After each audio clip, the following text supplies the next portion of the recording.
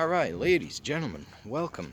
And today we're going to have to talk about Jeffrey Epstein once again. Well, the man's been dead for a while now, so we're going to talk about some of his friends.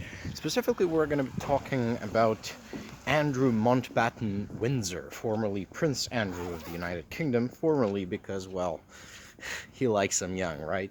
And of course, Thorbjorn Jagland, former Prime Minister of Norway. And what do these two men have in common? First of all, they were very great friends with Jeffrey Epstein. Second of all, they're probably guilty of all sorts of improprieties. And third of all, they have been arrested by their respective governments for their association with Jeffrey Epstein and their various indiscretions. So, in the case of Prince Andrew specifically, I'm going to just call him Prince Andrew because, Andrew Mountbatten Windsor is a bit of a handful to say every time I mention him. But in the case of Andrew, it's doubly interesting because his brother, King Charles III, is the government. So basically, he is being detained at the pleasure of the king. And of course, the king's statements have made it clear and in no uncertain terms that Andrew is no longer considered part of the royal family. Now, as a member of the royal family, Andrew had the privilege of lèse-majesté, which is to say immunity from prosecution, but King Charles revoked his immunity specifically so he could be prosecuted for his many indiscretions relating to the Epstein case. Now, people have been pointing out he's not being prosecuted for the noncery, he's being prosecuted for leaking state secrets, and saying, well, it's not really a crackdown on, the pedophilia ring because they're prosecuting him for leaking state secrets. And I gotta say to that, look, they got Al Capone on tax evasion. They should have gotten him on the murders and the leg breaking and the racketeering, but they got him on tax evasion, and he spent the rest of his life in prison. So don't look a gift horse in the eyes. The thing about basically prosecuting people is you get them on what you can prove. You get them on the things you can prove and not the things you more or less know in your heart they did, but you can't find the evidence for. We know that Andrew did some really nasty things on Epstein Island. We can't prove them yet. Maybe we'll be able to prove them in the future, but for the time being, the priority is to get him off the streets, get him into prison. With Thorbjorn Jagland, it's also interesting because he seems to have been Epstein's primary point of contact with Putin, and he was instrumental in sort of teaching, Donald Trump to how to talk to Putin, or teaching Putin how to talk to Donald Trump, which is what the service that Epstein provided through Thorbjorn Jagland. And that's the key role of this former Norwegian Prime Minister played.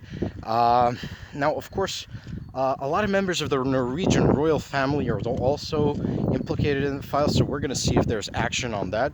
And right now, the fear is that Jagland and Andrew and anyone else has been basically forced out of power, arrested, whatever. They're going to serve as scapegoats while the majority of the offenders escape. Now, that is a genuine risk. That is a genuine problem we might run into as a society, as a global society.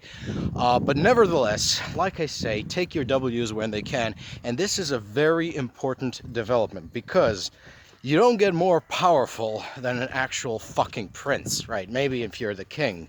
Maybe if we see a king in prison, or maybe his head separated from his shoulders, I'll say, yeah, we have finally entered an era of genuine justice. But this is important because it provides a standard of behavior for governments with regard to the Epstein files. Now, a lot of governments have started their own investigative commissions into the Epstein files, into the Epstein case, specifically for their own citizens, right? So in Poland, they have a special commission which will investigate implications against Polish citizens from the Epstein files. They have a similar body, I believe, in Lithuania.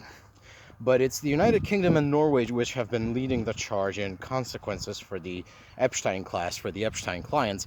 And this matters because, like I said, it provides the standard of the minimum that a government should do in response to these reveals, in response to these facts which have come to light about the behavior of the elite class, about not only the child abuse, but also the money laundering, the contempt for people's rights. I mean, one thing you get from the emails, like for example the emails between Jeffrey Epstein and Larry Summers, is that these guys feel entitled to sexually harass people, to basically, because Larry Summers was a professor at Harvard, he was also the president of Harvard.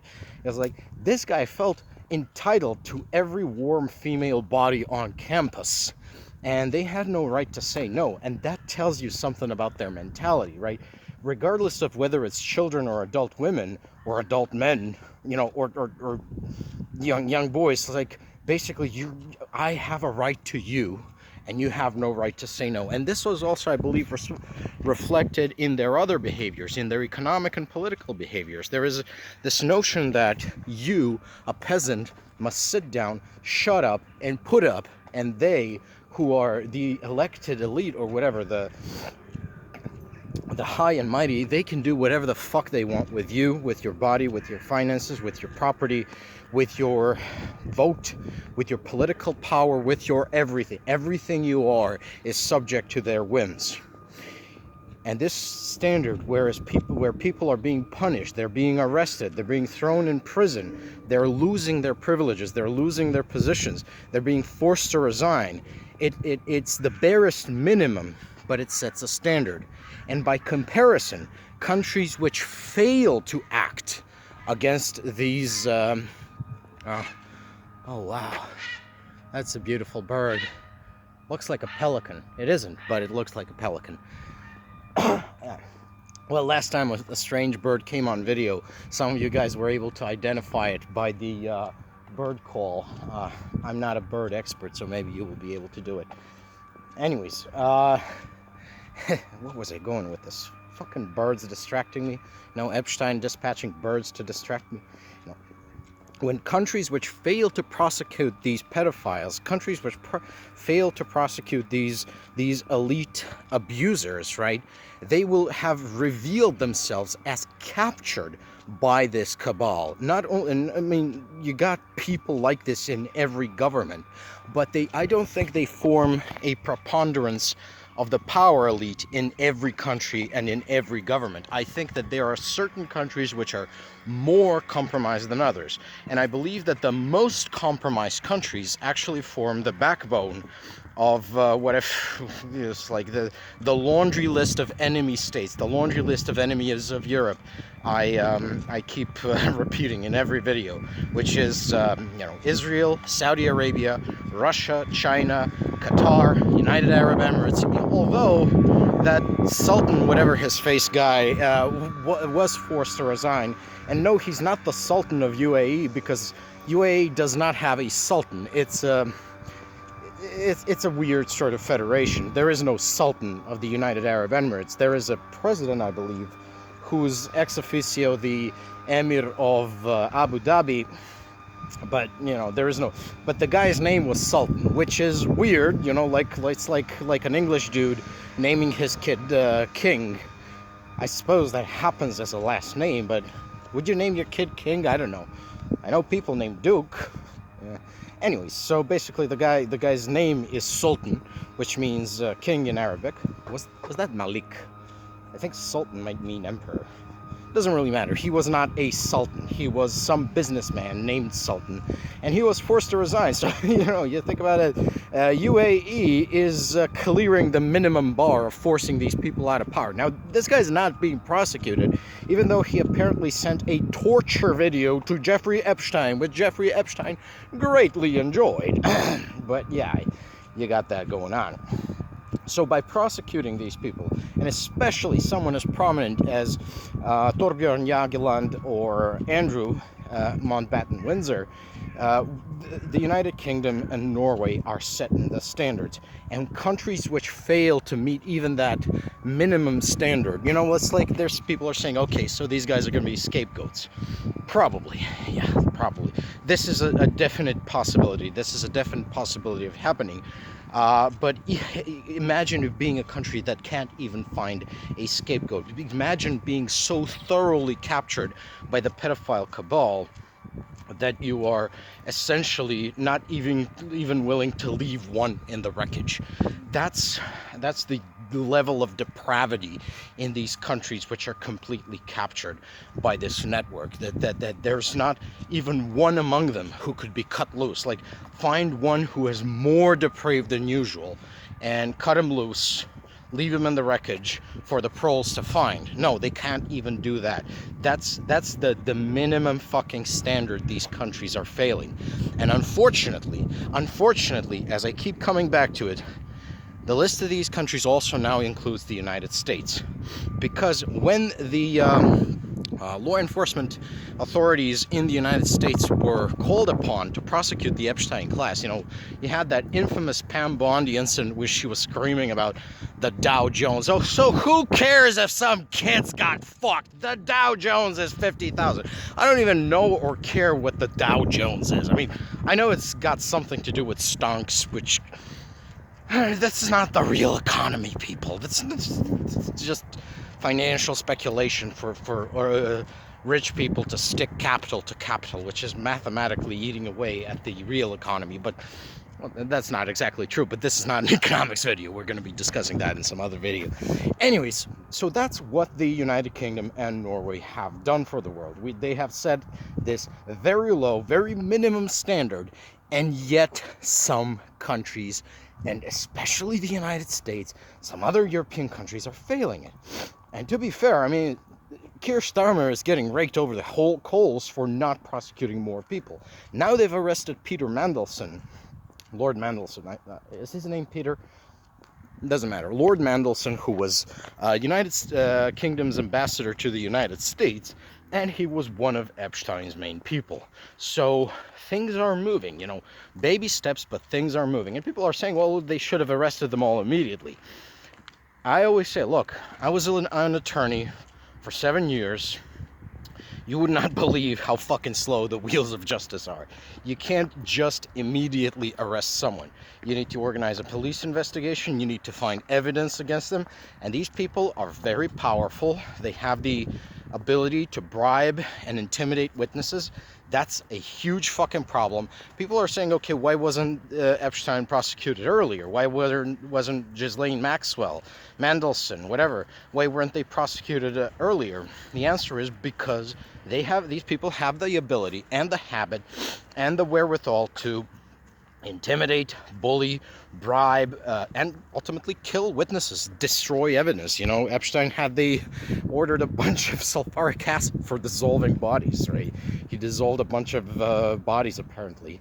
So in a lot of jurisdictions, you can't even open a murder investigation if you can't find a body, which, it's a little silly to me, if you're asking me. But these things take time. And we are not, like, the Western countries are not some personalist dictatorship where you can just be arrested on the whim of a tyrant, even if that tyrant is a morally outraged majority of the public. Because, well, that's literally the worst thing that a government can become, essentially become lawless. In the previous video, I made the argument that basically if there is no due process, if there is no procedure by which we put someone from the category of law-abiding citizen into the category of convicted criminal, then it could happen to either of us. You can get like a sort of witch hunt where basically you get accused of being a witch and then they crush you with stones without ever securing a conviction. There's not even a kangaroo court, or if you have a kangaroo court and it's all the whim of a dictator, any one of us could be destroyed in this way. That's why we have these. That's why we make it difficult for the government to prove that someone is a criminal. This is why we raise the bar so high. The evidentiary bar of saying, yeah, that guy broke the law is so high, because we have recognized as a society through, I will say, bitter fucking experience, the bitter fucking 2,000-year experience of European civilization that just gonna take the hat off, soak in some of this beautiful sun. We have realized that letting some criminals go loose is less dangerous than letting the government run roughshod over the people, because the government, like I keep telling people, the government is a scary fucking thing which, unless constrained, unless bound by the law, unless it obeys and hews to the law, can crush you like an insect. And that is not a good thing. That is definitely not a good thing. This is why we have all these procedures. This is why we have all these protections. And this is why even a pedophile, even an elite money laundering, treasonous pedophile like Jeff Epstein or Ghislaine Maxwell or Donald Trump or whatever the fuck, they deserve a fair trial. They deserve due process, because if you know, I can point the finger at that guy and say he rapes kids, I gotta prove it. You gotta prove it. You gotta prove it in a court of law, because the government, like I say, the government is a dangerous fucking thing. And this is why it's taking so long. Now, the fact that the perpetrators are some of the richest and most powerful people on the planet, I don't think can shield them, unless they manage to sort of both sides the thing and tactically use despondence to sort of pacify. Fact of the matter is, the people, the population, but not only the population, there's some powerful people who I believe are also disgusted by what's going on. And right now, the only defense that the pedophile class, the Epstein class, have would be to sort of spread despondence and desperation among the population that, yeah, nobody's going to get prosecuted for this. They're just going to keep raping, and there's nothing we can do about it. The arrests of Andrew and Thorbjorn Jagland put paid to this notion. Just by arresting these two guys, even if the logic is, yeah, let the public wailing gnash at them instead of at us, you know, it's basically defending people against it's stopping people from falling into this sort of Russian-style despondence and sense of powerlessness, because the way Russians are controlled by Putin, among other things, is that they know he's a corrupt piece of shit. They know he does not care about them. They know that their lives are nothing to them, right? But the reason they do not act out against Putin, either democratically or peacefully or through other means, is because they believe that nothing will change whatever they do. You remove the sense of agency from people, they become despondent and passive, and they really do nothing because they don't believe anything can be done. And this is like why modern conspiracy theory subculture, they did not see the Epstein thing coming. They were talking about it all the time, but they did nothing. They did not pressure, and now the pressure is coming from other people who were not into conspiracy thinking, people who actually believe that justice can prevail and punish these. And lo and behold, some of these elite pedophiles are facing justice. Andrew is facing justice. Thorbjorn Jagland, Lord Mandelson. I believe a lot more people will be facing some form of justice, right? And these arrests mean that it's difficult to fall into this despondence trap where you believe you are powerless, where you believe these people can just rape kids with impunity. Therefore, you know, there's no point in talking about it. There's no point in agitating for these people's arrests. There's no point in pressuring the government to actually do something about this problem of elite pedophilia, just elite impunity as a general rule. I mean, the pedophilia is just the most egregious of the crimes. They're doing all sorts of disgusting illegal shit, you know, all sorts of even mundanely illegal things like money laundering and theft and racketeering, and probably drug smuggling and weapons gun running, right? Just, you know, mafia shit. They're probably selling state secrets to enemy countries like Andrew was leaking, or is accused of leaking, I should say. But this is just the most egregious thing. So what these arrests have done is they have broken the illusion of elite impunity, and as such, they have set a new standard. They have prevented the population from falling into the despondence trap, and now the population is a lot more difficult to control with just doom pilling and despondence. And that's a good thing. So take your W's where you can, gentlemen. There are 3 fewer pedophiles on the streets tonight.